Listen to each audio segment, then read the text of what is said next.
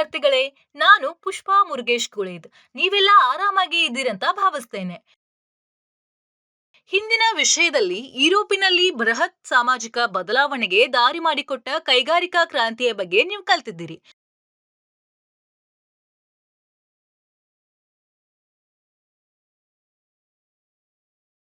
ಯುರೋಪ್ನಲ್ಲಿನ ಬದಲಾವಣೆಗಳು, ವಿಶೇಷವಾಗಿ ಬ್ರಿಟನ್ನಲ್ಲಿ ಯುರೋಪಿಯನ್ನರು ವಸಾಹತುಶಾಹಿಯಾದ ಇತರ ದೇಶಗಳ ಮೇಲೆ ಪ್ರಭಾವ ಬೀರಿತು.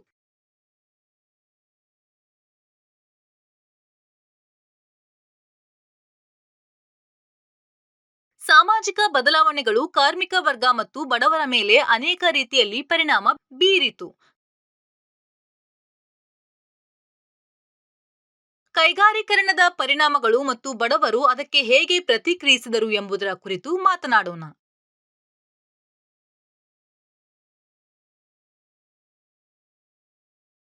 ಇಂದು ಸಾಮಾಜಿಕ ಅಧ್ಯಯನದಲ್ಲಿ 9ನೇ ತರಗತಿಯಲ್ಲಿ ನಾವು ಸಾಮಾಜಿಕ ಪ್ರತಿಭಟನೆ ಚಳುವಳಿ ಬಗ್ಗೆ ಕಲಿಯಲಿದ್ದೇವೆ.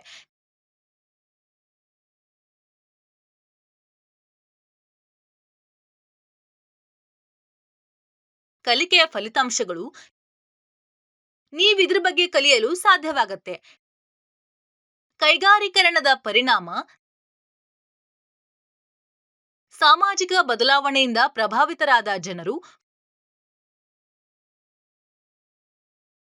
ಫ್ರೆಂಚ್ ಕ್ರಾಂತಿಯ ಪ್ರಭಾವ,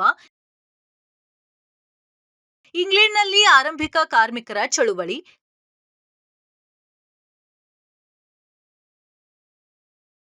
ಕಾರ್ನ್ ಕಾನೂನು, ಲುಡಿಸಂ. ಕೀವರ್ಡ್ಗಳು: ರೈತ, ಕಡಿಮೆ ಸಾಮಾಜಿಕ ಸ್ಥಾನಮಾನದ ಬಡ ಸಣ್ಣ ಹಿಡುವಳಿದಾರರ ಅಥವಾ ಕೃಷಿ ಕಾರ್ಮಿಕ.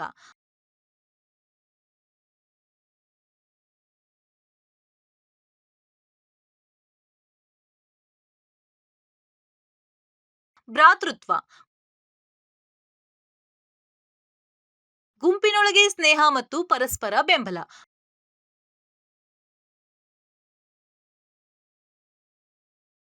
ಬಂಡವಾಳಶಾಹಿಗಳು, ಬಂಡವಾಳಶಾಹಿ ತತ್ವಗಳಿಂದ ಲಾಭಕ್ಕಾಗಿ ವ್ಯಾಪಾರ ಮತ್ತು ಉದ್ಯಮಗಳಲ್ಲಿ ಹೂಡಿಕೆ ಮಾಡಲು ತಮ್ಮ ಸಂಪತ್ತನ್ನ ಬಳಸುವ ವ್ಯಕ್ತಿ.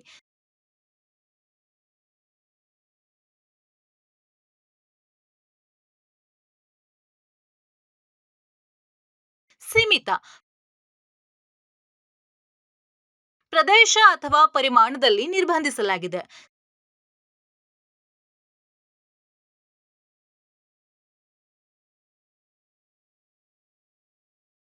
ಸಮಾಜವಾದ, ಎಲ್ಲಾ ಜನರು ಸಮಾನರು ಮತ್ತು ದೇಶದ ಹಣದಲ್ಲಿ ಸಮಾನವಾಗಿ ಹಂಚಿಕೊಳ್ಳಬೇಕು ಎಂಬ ನಂಬಿಕೆಯ ಆಧಾರದ ಮೇಲೆ ಆರ್ಥಿಕ, ರಾಜಕೀಯ ಮತ್ತು ಸಾಮಾಜಿಕ ವ್ಯವಸ್ಥೆ.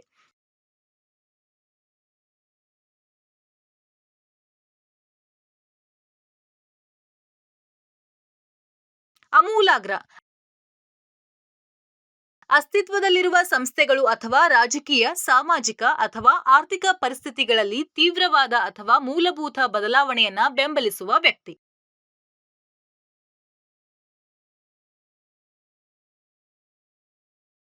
ಇಂದಿನ ಪರಿಕಲ್ಪನೆಯ ನಕ್ಷೆಯನ್ನ ನೋಡೋಣ.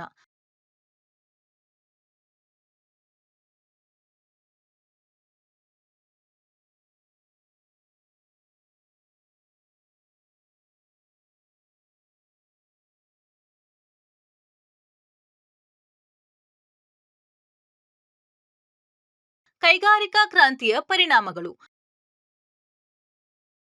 ಕೈಗಾರೀಕರಣ ಮತ್ತು ರಾಷ್ಟ್ರ ರಾಜ್ಯಗಳ ಹೊರಹೊಮ್ಮುವಿಕೆಯು ಜನರ ಜೀವನವನ್ನ ಮೂಲಭೂತ ರೀತಿಯಲ್ಲಿ ಬದಲಾಯಿಸಿತು.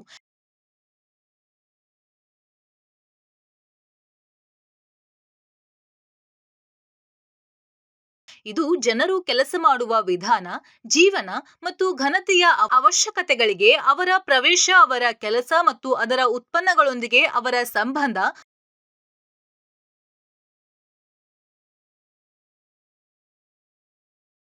ಅವರ ಕುಟುಂಬಗಳು ಮತ್ತು ಅವರ ನೆರೆಹೊರೆಯನ್ನ ಬದಲಾಯಿಸಿತು. ಅನೇಕ ಜನರಿಗೆ, ವಿಶೇಷವಾಗಿ ಬಡ ರೈತರು, ಕುಶಲಕರ್ಮಿಗಳು ಮತ್ತು ಕೈಗಾರಿಕಾ ಕಾರ್ಮಿಕರಿಗೆ, ಇದು ಘನತೆ ಮತ್ತು ಸುರಕ್ಷಿತ ಜೀವನವನ್ನ ಕೊನೆಗೊಳಿಸಿತು.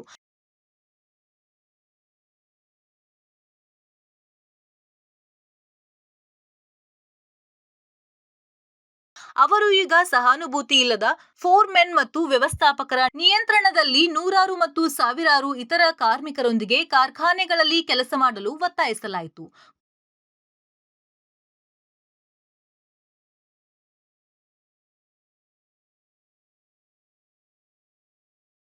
ಕೂಲಿ ತೀರಾ ಕಡಿಮೆ ಇದ್ದು ಕೆಲಸ ಕಾಯಂ ಆಗಿರಲಿಲ್ಲ.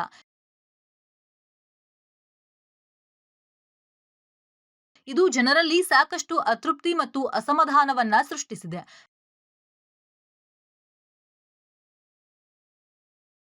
ಫ್ರೆಂಚ್ ಕ್ರಾಂತಿ ಸಾಮೂಹಿಕ ಪ್ರತಿಭಟನೆಗಳು ಮತ್ತು ಪ್ರಜಾಪ್ರಭುತ್ವ ಸಂಸ್ಥೆಗಳನ್ನು ಹುಟ್ಟುಹಾಕಿತು ಮತ್ತು ಬ್ರೆಡ್ ಬೆಲೆಗಳಂತಹ ಅವಶ್ಯಕತೆಗಳನ್ನು ನಿಯಂತ್ರಿಸುವ ಮೂಲಕ ಯುದ್ಧದ ತೊಂದರೆಗಳನ್ನು ಕಡಿಮೆಗೊಳಿಸಿತು.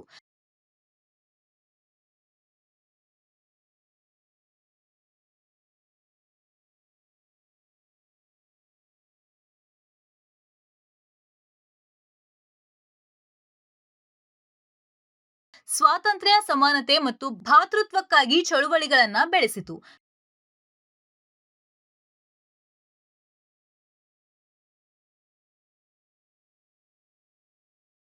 ಕೈಗಾರೀಕರಣವು ಕಲಾವಿದರು ಮತ್ತು ಬುದ್ಧಿಜೀವಿಗಳನ್ನ ಆಳವಾಗಿ ತೊಂದರೆಗೊಳಗಾಗಿದೆ.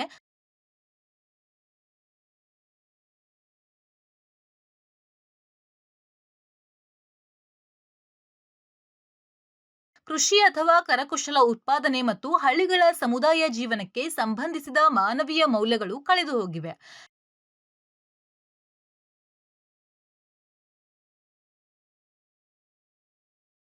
ಭಾವನೆಗಳು ಮತ್ತು ಭಾವನೆಗಳಿಗಿಂತ ಹೆಚ್ಚಾಗಿ ಕಾರಣ, ವಿಜ್ಞಾನ ಮತ್ತು ತಂತ್ರಜ್ಞಾನದ ಮೇಲೆ ಕೇಂದ್ರೀಕೃತವಾಗಿತ್ತು.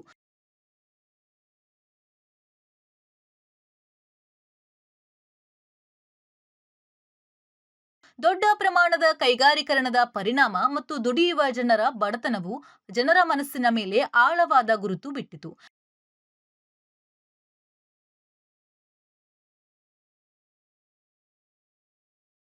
ಕೈಗಾರೀಕರಣವು ಫ್ರೆಂಚ್ ಕ್ರಾಂತಿ ಮತ್ತು ಸಮಾಜವಾದದಿಂದ ಪ್ರೇರಿತವಾದ ಹೊಸ ಸಾಮಾಜಿಕ ಗುಂಪುಗಳಿಗೆ ಕಾರಣವಾಯಿತು.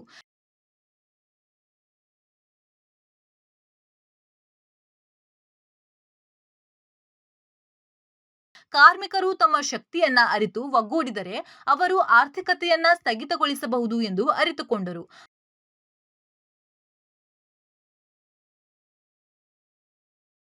ಮಹಿಳೆಯರು ಸಮಾನ ಸ್ಥಾನಮಾನವನ್ನ ಕೋರಿದರು ಮತ್ತು ತಮ್ಮ ಹಕ್ಕುಗಳಿಗಾಗಿ ಸಮಾಜವಾದ ಮತ್ತು ಪ್ರಜಾಸತ್ತಾತ್ಮಕ ರಾಷ್ಟ್ರೀಯತೆಯಂತಹ ಸಾಮಾಜಿಕ ಚಳುವಳಿಗಳನ್ನ ಸೇರಿಕೊಂಡರು.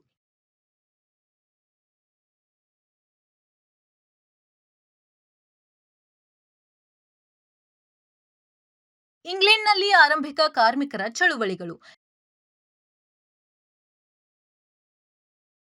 ಕೆಲವು ಆರಂಭಿಕ ಕಾರ್ಮಿಕರ ಚಳುವಳಿಗಳನ್ನ ನೋಡೋಣ ಮತ್ತು ಅವರು ಆಧುನಿಕ ಪ್ರಪಂಚದ ಹಾದಿಯನ್ನ ಹೇಗೆ ಪ್ರಭಾವಿಸಿದ್ದಾರೆ ಎಂಬುದನ್ನ ಕೂಡ ಅರ್ಥ ಮಾಡ್ಕೊಳ್ಳೋಣ. ಇಂಗ್ಲೆಂಡ್ನಲ್ಲಿ ಕಾರ್ಖಾನೆಗಳಲ್ಲಿನ ಕ್ರೂರ ಕೆಲಸದ ಪರಿಸ್ಥಿತಿಗಳ ವಿರುದ್ಧ ರಾಜಕೀಯ ಪ್ರತಿಭಟನೆಗಳು ಹೆಚ್ಚುತ್ತಿವೆ.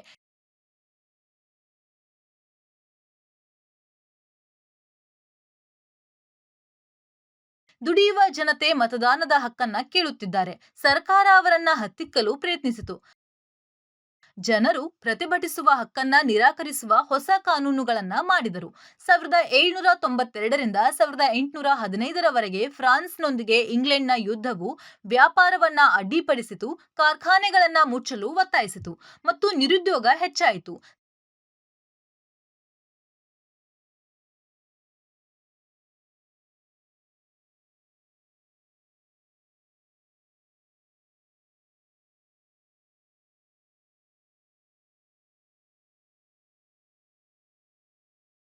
1795ರಲ್ಲಿ ಸಂಸತ್ತು ಕಾಂಬಿನೇಷನ್ ಆಕ್ಟ್ಗಳನ್ನ ಅಂಗೀಕರಿಸಿತು. ಇದು ರಾಜ್ಯ ಸಂವಿಧಾನ ಅಥವಾ ಸರ್ಕಾರದ ದ್ವೇಷ ಅಥವಾ ತಿರಸ್ಕಾರಗಳನ್ನ ಪ್ರಚೋದಿಸಲು ಕಾನೂನು ಬಾಹಿರವಾಗಿದೆ.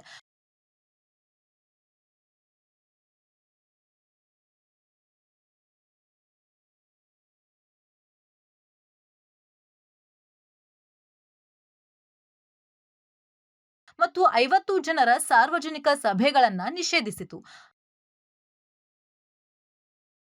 ಆಗಲೂ ಹಳೆಯ ಭ್ರಷ್ಟಾಚಾರದ ವಿರುದ್ಧ ಪ್ರತಿಭಟನೆಗಳು ನಡೆಯುತ್ತಲೇ ಇದ್ದವು.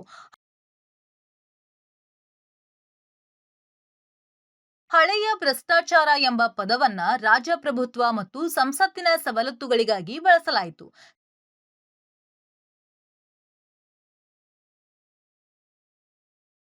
ಸಂಸತ್ತಿನ ಸದಸ್ಯರು ಮತ್ತು ಇತರ ಶ್ರೀಮಂತ ಜನರು ದುಡಿಯುವ ಜನಸಂಖ್ಯೆಗೆ ಮತದಾನದ ಹಕ್ಕುಗಳನ್ನು ವಿರೋಧಿಸಿದರು ಮತ್ತು ಕಾರ್ನ್ ಕಾನೂನುಗಳನ್ನು ಬೆಂಬಲಿಸಿದರು. ಬ್ರಿಟನ್ನ ಬೆಲೆಗಳು ಏರುವವರೆಗೂ ಅಗ್ಗದ ಆಹಾರ ಆಮದುಗಳನ್ನು ತಡಿತಾರೆ.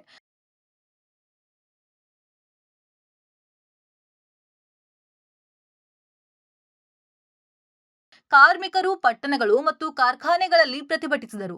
ಇದು 1790ರ ದಶಕದಲ್ಲಿ ಬ್ರೆಡ್ ಗಲಭೆಗೆ ಕಾರಣವಾಯಿತು.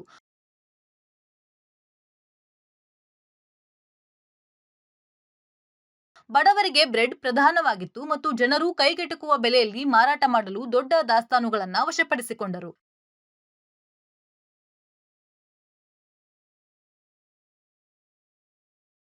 ವಿಶೇಷವಾಗಿ 1795ರಲ್ಲಿ ಮತ್ತು 1840ರವರೆಗೆ ಮುಂದುವರಿಯಿತು.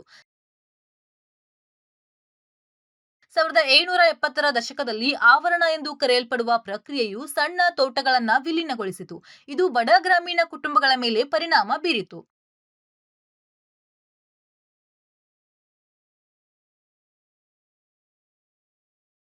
ಹತ್ತಿ ಉದ್ಯಮದಲ್ಲಿನ ಯಂತ್ರಗಳು ಕೈಮಗ್ಗ ನೇಕಾರರನ್ನ ಸ್ಥಳಾಂತರಿಸಿದವು. ಯಂತ್ರಗಳಿಗೆ ಹೋಲಿಸಿದರೆ ನಿಧಾನಗತಿಯ ಕೆಲಸದಿಂದಾಗಿ ಬಡತನ ಉಂಟಾಗುತ್ತೆ.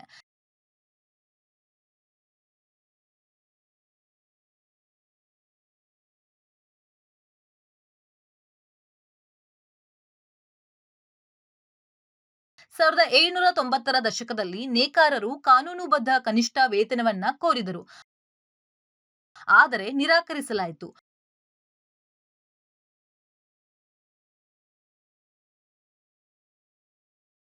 ಅವರು ಮುಷ್ಕರ ನಡೆಸಿ ಪವರ್ಲೂಮ್ಗಳು, ಕತ್ತರಿ, ಚೌಕಟ್ಟುಗಳು ಮತ್ತು ಒಕ್ಕಣೆ ಯಂತ್ರಗಳನ್ನ ನಾಶಪಡಿಸಿದರು.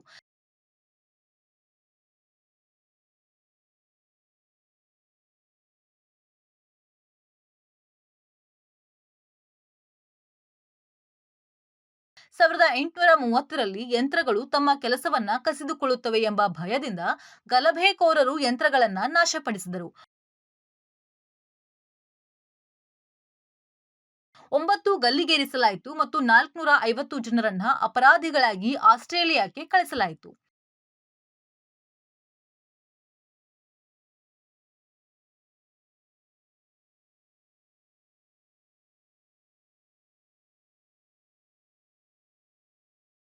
ಲುಡ್ಡಿಸಂ ಲುಡ್ಡಿಸಂ ಎಂದು ಕರೆಯಲ್ಪಡುವ ಪ್ರತಿಭಟನಾ ಚಳುವಳಿಯನ್ನ ವರ್ಚಸ್ವಿ ಜನರಲ್ ನೆಡ್ಲುಡ್ ನೇತೃತ್ವ ವಹಿಸಿದ್ದರು.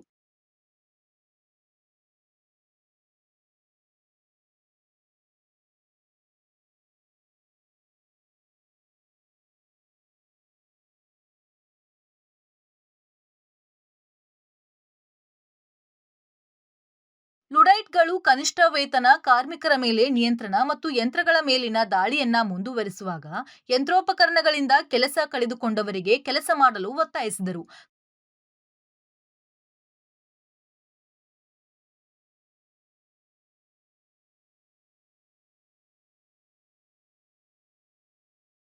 ಕಾರ್ಮಿಕರು ಬೇಡಿಕೆಗಳನ್ನ ಕಾನೂನುಬದ್ಧವಾಗಿ ಪ್ರಸ್ತುತಪಡಿಸಲು ಟ್ರೇಡ್ ಯೂನಿಯನ್ ಹಕ್ಕುಗಳನ್ನ ಒತ್ತಾಯಿಸಿದರು. ಆದರೆ ಪ್ರಬಲ ಒಕ್ಕೂಟದ ಕೊರತೆ ಇದೆ.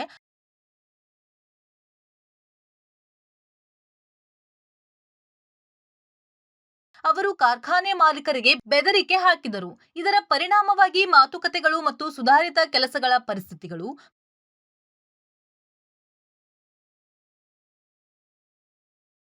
ಕಾರ್ಮಿಕರು ಮತ್ತು ಮಧ್ಯಮ ವರ್ಗದ ವ್ಯಕ್ತಿಗಳು ಯಂತ್ರಗಳನ್ನ ಅನಗತ್ಯವಾಗಿ ನೋಡ್ತಾರೆ ಮತ್ತು ಅವರು ತಮ್ಮ ಜೀವನೋಪಾಯಕ್ಕಾಗಿ ಬೆದರಿಕೆ ಹಾಕ್ತಾರೆ ಎಂದು ನಂಬಿದ್ದರು. ಪ್ರತಿಭಟನೆಗಳಿಗೆ ವ್ಯಾಪಕ ಸಾಮಾಜಿಕ ಬೆಂಬಲವನ್ನ ಉಂಟುಮಾಡಿದರು. ಅಮೂಲಾಗ್ರ ಕೆಲಸಗಾರರು ಸ್ವಯಂ ಪ್ರೇರಿತವಾಗಿ ಕೆಲಸ ಮಾಡ್ತಾರೆ ಮತ್ತು ರಹಸ್ಯ ಸಂಸ್ಥೆಗಳನ್ನ ಸಂಯೋಜಿಸಿದರು. ಆದ್ರಿಂದ ಈ ವಿಡಿಯೋದಲ್ಲಿ ನೀವು ನೋಡಿದ್ದೀರಿ ಕೈಗಾರೀಕರಣದ ಪರಿಣಾಮ, ಸಾಮಾಜಿಕ ಬದಲಾವಣೆಯಿಂದ ಪ್ರಭಾವಿತರಾದ ಜನರು, ಫ್ರೆಂಚ್ ಕ್ರಾಂತಿಯ ಪ್ರಭಾವ, ಇಂಗ್ಲೆಂಡ್ನಲ್ಲಿ ಆರಂಭಿಕ ಕಾರ್ಮಿಕ ಚಳುವಳಿ, ಕಾರ್ನ್ ಕಾನೂನು, ಲುಡಿಸಂ.